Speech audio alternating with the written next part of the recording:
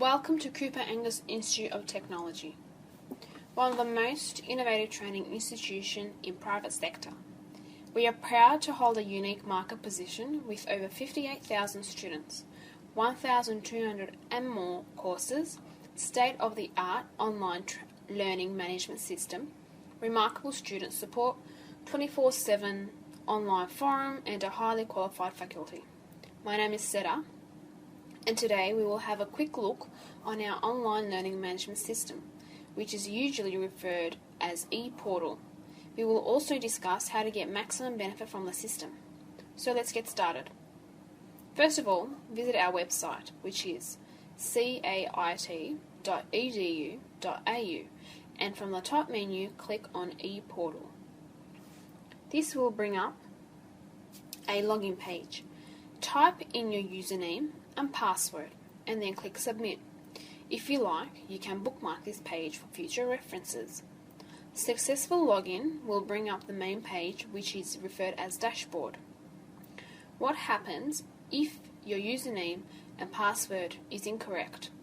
Please keep in mind, by default, your username is your student ID or your enrollment number, which looks like 056356. While the default password starts with first character of your first name in capitals, followed by a dot, and then your date of birth in 8 digits format. For example, if I was born on 1st of January 1960, my password may look like R.010160. If your username or password doesn't want to work, send us an email with the username and password you are trying. Always remember, your point of contact is Student Services Department, and they have been instructed to maintain contact with students via email only.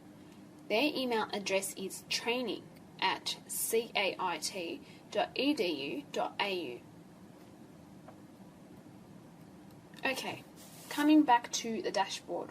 As you can see on the top right hand corner, you have our contact details. Should you need to contact us for any reason, always remember preferred communication is email. It helps us to keep track of all communication. On Dashboard's main menu, one of the options says Edit Details. This allows you to modify your details if needed. Let's have a look. I just clicked on it. As you can see, it does have all of your basic information, like your email address, your name, your postal address, phone number, and password. At the end of your surname, you will notice a code. This is your qualification code. Do not remove it. For instance, on this screen it says DMA, which means this person is enrolled in Diploma of Management. If you need to make any changes, for example change of address or change in mobile number or even your password, type in your new details and click on Submit button. Okay, let's talk about another option on your dashboard, Messages. It works like your Hotmail or your Gmail mailing system. Your tutors and assessors will communicate via this messaging system. Similarly, if you have any academic questions, you should be using this platform. For any non-academic inquiries, always contact Student Services Department at training@cait.edu.au. Please remember, your tutor or assessor will not be able to assist in any of your non-academic inquiries.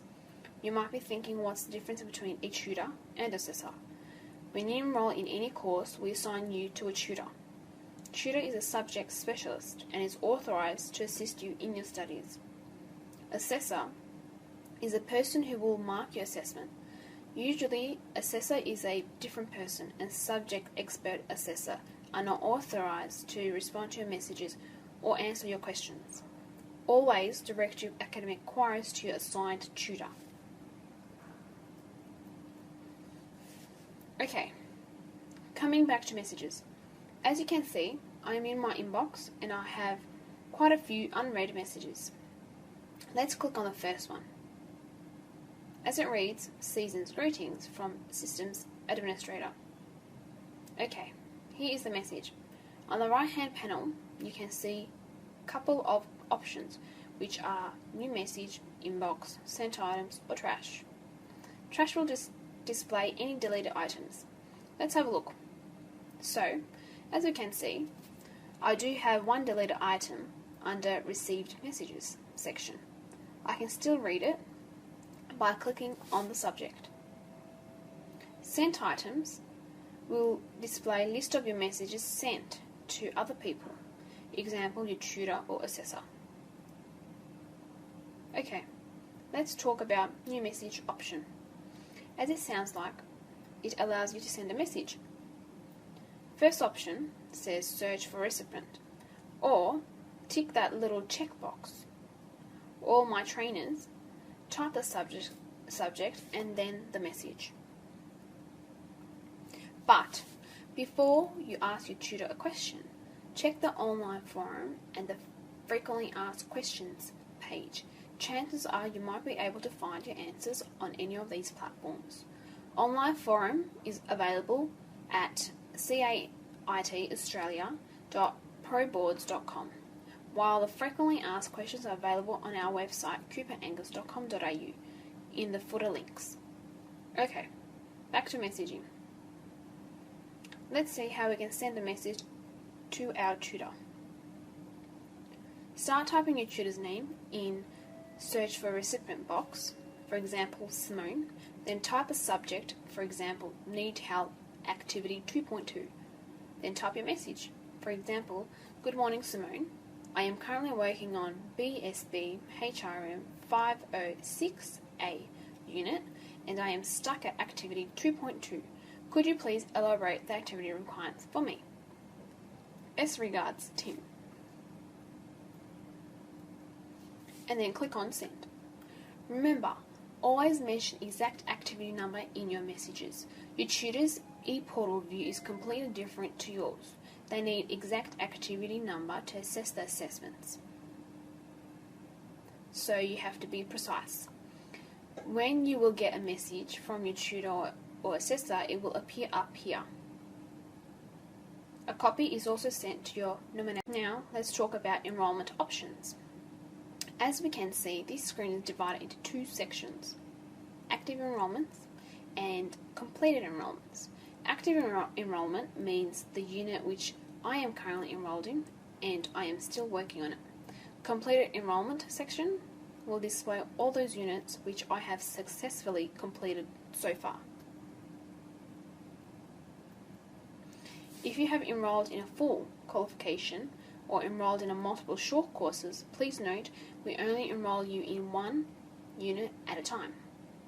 On successful completion of this unit, you will get the second one and so on.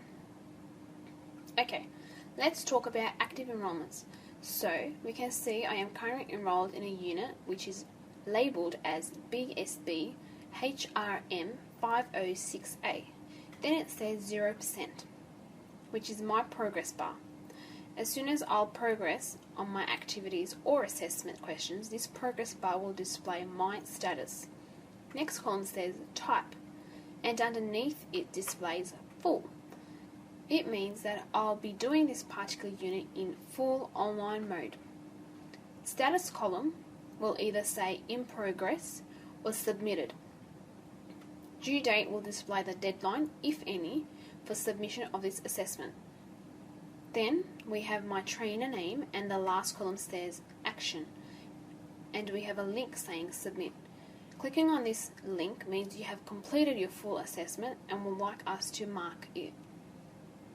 Please keep in mind, do not submit your assessment until your progress bar displays 100% completion. Incomplete assessments cannot be marked and will be sent back to you for completion. Very important thing to note, you get a maximum of 3 attempts to submit your assessment. Incomplete submissions will reduce this number and you will be at risk. After 3rd unsuccessful attempts, you will be required to re-enroll in the unit by paying full fees, which usually ranges between $250 and $350. So please be very careful. Okay, now let's click on the unit number. This will bring up my actual unit, and from here I can start my studies. Let's have a quick look how it is structured. On the top I can see my unit number and its full name, followed by the purpose of the unit. Then we have these three tabs, dispensing tab information about structure, purpose and copyright information related to this unit. Structure is how this learning resource or unit is structured for you. As we can see, number 1, learning support materials, then number 2, assessment tools, then number 3, competency review tools.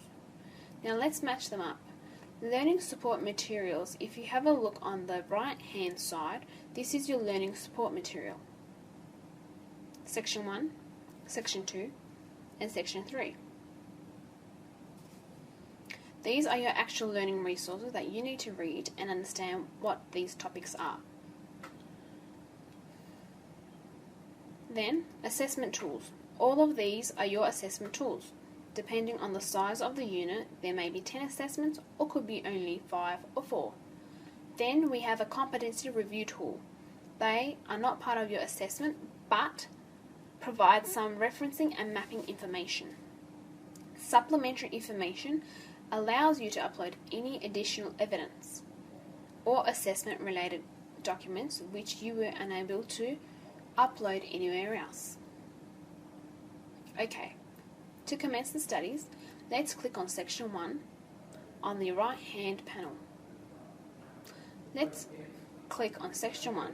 This is your first page and your first slide. First slide always explains performance criteria. Performance criteria is what we expect from you or what you can expect after studying this particular section. For this section, develop recruitment, section induction, policies and procedures. We have 6 performance criteria.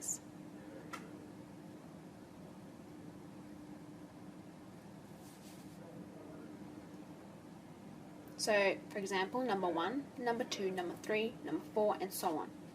All of your reading materials is laid out in page by page mode. You can click on Next and Back buttons to navigate. Once you are comfortable with the text, you can go to the assessment tools where it says Section 1 Activities. Click on it.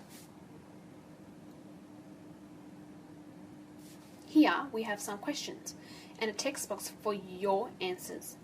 Very, very simple. It's an open book exam. You can open up another tab, access your reading material and start answering these questions. Always click on Save button at the end of this page. This button saves your answer on our server, but doesn't send it to your tutor or assessor. Let's have a look at Section 2. Again, same thing, a new topic. And again, it explains about performance criteria. This time we have 1, 2, 3, 4, 5, 6, 7, 8. Now, Section 2 activities, same pattern. Section 3 activities, written or oral, questions, and finally the projects. As you can see, there is an upload button. It means assessment is expecting you to create a file and then upload it here. In some units, you will find a project which requires a practical demonstration. This means that you are required to organise a practical demonstration at your workplace at your cost. If you are able to do it, that's fine. Otherwise, you can request your tutor to send you a replacement task.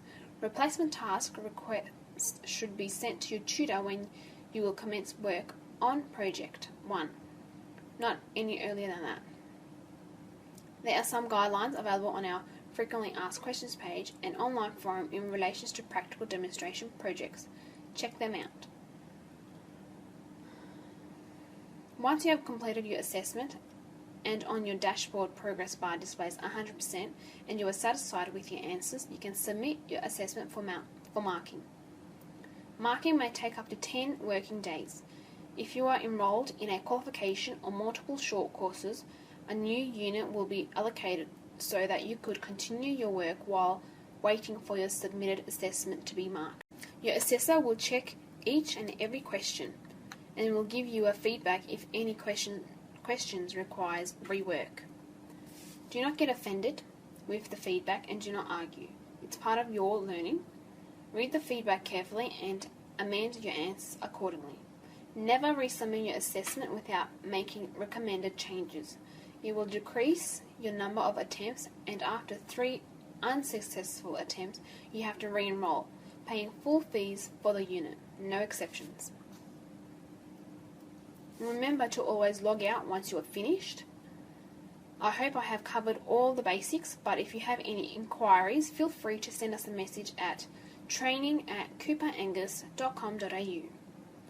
Thank you very much for listening and all the best with your online learning.